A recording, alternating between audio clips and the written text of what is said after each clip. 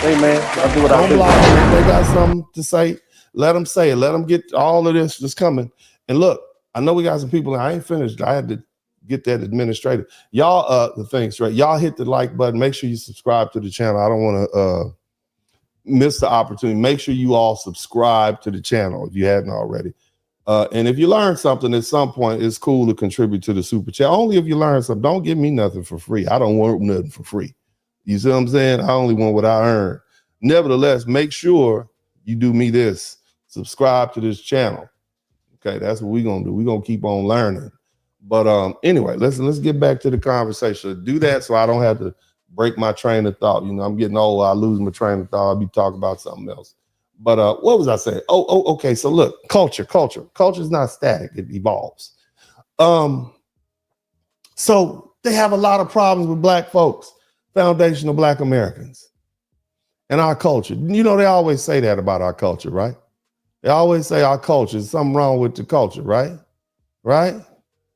They don't like the fact that they say, well, I'm gonna say it like this: we're strong on self-defense. In other words, we'll put hands on you. That's what they say about us, right? Right? Isn't that what they say? Let's speak the truth. We will put hands on you. All right, you will get the Compton stomp if you get out of pocket. Okay? But see, here's the thing. That's necessary. It was a necessary response to historical oppression.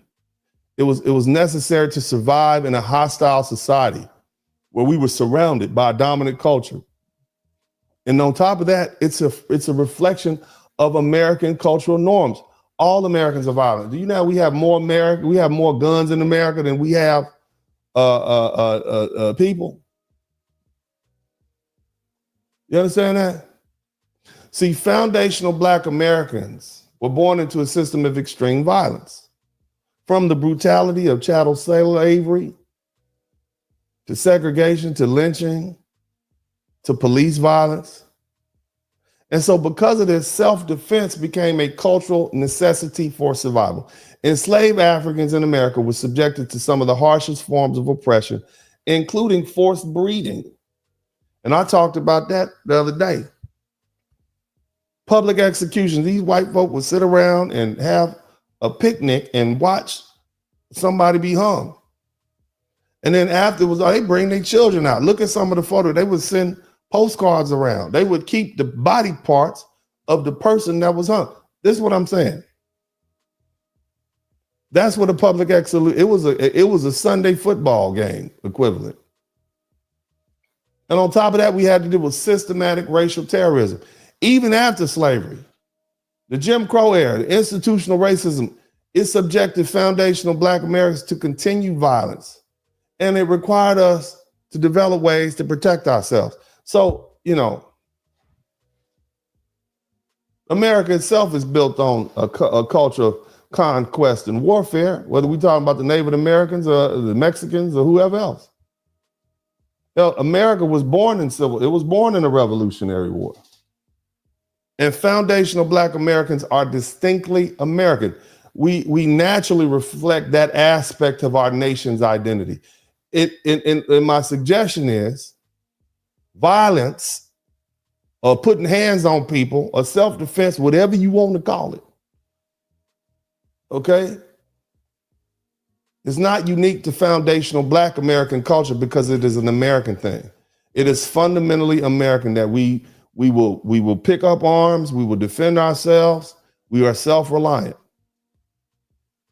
Now I want you to contrast that with these immigrants and these these folk from these the Haitians fought one war 200 years ago.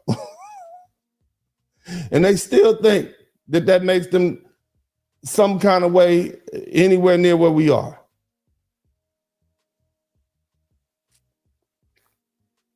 And they're not. See, again, foundational black Americans don't flee oppression. We stand our ground and we fight back against oppression. Look at movements like the Black Panther Party for self-defense. Leaders like Brother Malcolm X, also known as El Haj El Malik El Shabazz. They emphasize self-defense, and that means securing justice for themselves. And they still think that makes them some kind of way anywhere near where we are.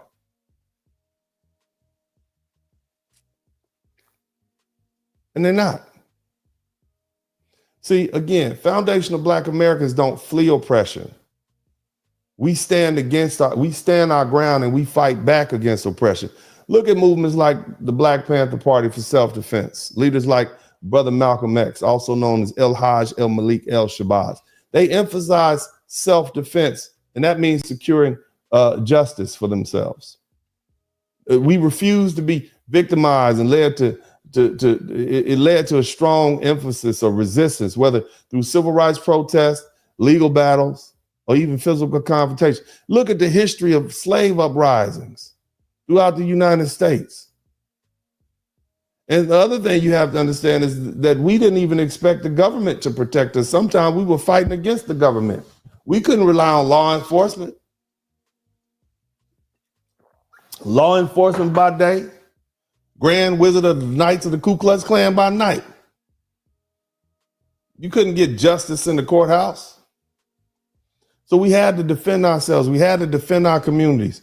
You had race riots, police brutality incidents, threats from white supremacist groups.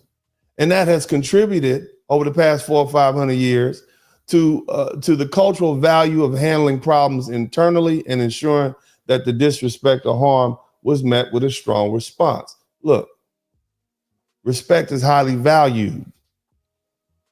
And disrespect is going to lead to confrontation when you're dealing with the typical foundational Black American.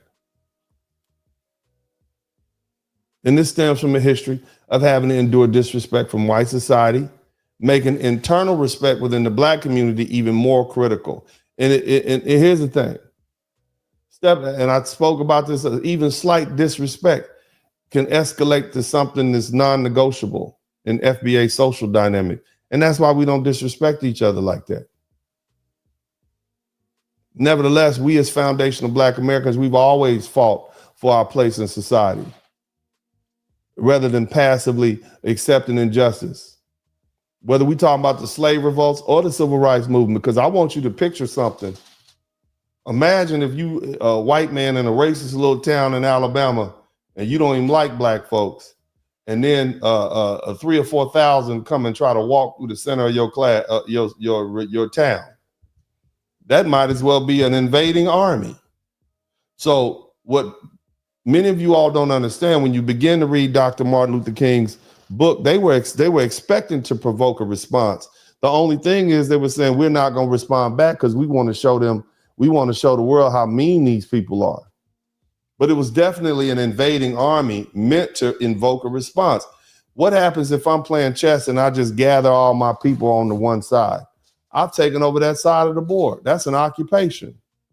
So in response to this occupation, because that's what the civil rights movement was, we're going to occupy their territory, whether it's sitting at a lunch desk or walking down the middle of the street in the day we're not supposed to, and invoke a response. It was an occupation. So I always question whether or not this truly was nonviolent or not. Shout out to Pam C. If you do something that's intended to invoke a violent response, is that truly nonviolence? And see, we've been playing white folks for hundreds of years with stuff like that. That's what we do. We plan, we plot, we win. You see?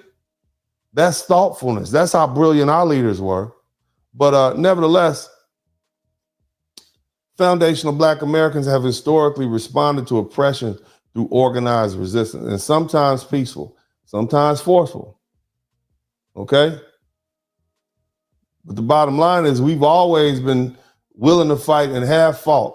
On top of that, we've even fought in these wars, domestically and internationally, in the United States, and reinforced that warrior-like identity. So don't ever tell us that we some begging folk, because that's not what we do. You understand? Nope. Now let's talk a little bit about this teasing and bullying. A lot of somebody type African booty scratcher in the chat room. African booty scratcher. That has got them bothered, right? So one of the biggest criticism, are y'all still with me? Are y'all learning something? Make sure you're learning something. If you learning something, learn something in the chat room. I need to know I'm not wasting my time. Learn something.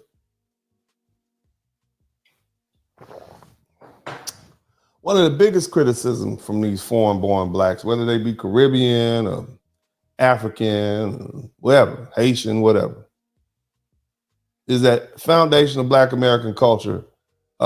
They got teased by the children in school, right? And they still bothers them. Okay. But in our culture, we have a tradition of teasing and roasting and playing the dozens. When I was young, we used to call it bagging. Depending on what region of the country, and I know it says shout out to Black saying, depending on what region of the country you're in, like I remember down in Texas, Houston, when I used to come down here, they'll call it capping. And then on the West Coast, we call it bagging. Down in places like Mississippi, they call playing the dozens. Okay. But still, it's the norm. Shout out to William Johnson. All right. Now, these folk who come to this country, y'all call it bullying. And they say it's mean-spirited. They say it's unnecessary. They think it's just pointless insults, petty jokes, right? At each other's expense, hurt their feeling. The first Indian Senate. Always heard this rumor that she slept her way to the top. That's true. She did. She's old. She's 60 years old. First step in destroying the Black community is to dismantle the Black family. So aside from her record as a prosecutor, why don't we ask Mrs. Willie Brown if Kamala Harris cares about Black families? We don't want no dough, give away your vote. Free ski, we president your vote. Fool you once with Obama, now they say Kamala. All these black women, yeah, they think you're slow. Damn right. We don't want no dough, give away your vote. Free ski, we president your vote. Fool you once with Obama, now they say Kamala. All these black women, yeah, they think you're slow. Most of these women that she locked up for the truancy problems were black women. You ain't gotta do nothing, Obama, here we go again. White mama, raise a white mama, selling us black skin. You don't f with my friends, I don't f with your friends. You voted for Biden and Kamala, let them all in. Venezuela, Mexico, Ukraine, you was patient. All them white immigrants except for Haitians. Still them all black, what the f you supported the black woman telling black women about aborting. Taught you ladies Christians, Democratic crippin'. If Jesus can't save these hoes, we got a point. Why are you trying? What make you think you greater than I can't say these hoes, why the f you think she listens? You know Planned Parenthood sitting at the border. This is for you black ass women, can I take your order? Abortion is healthcare. So important that those who are able to really advocate. Promote the very thing that was meant to wipe out our race. More money for you, more money for me. Jose, Chico, Rosa, my Latino family. Malcolm said it best, why they sending out black entertainers. They don't do the other races cause they really think we bring this. Wag your finger, curse and shame them. Black men, let's blame them. Gender war, let's tame them. Let's use them racial angles, make them feel them place.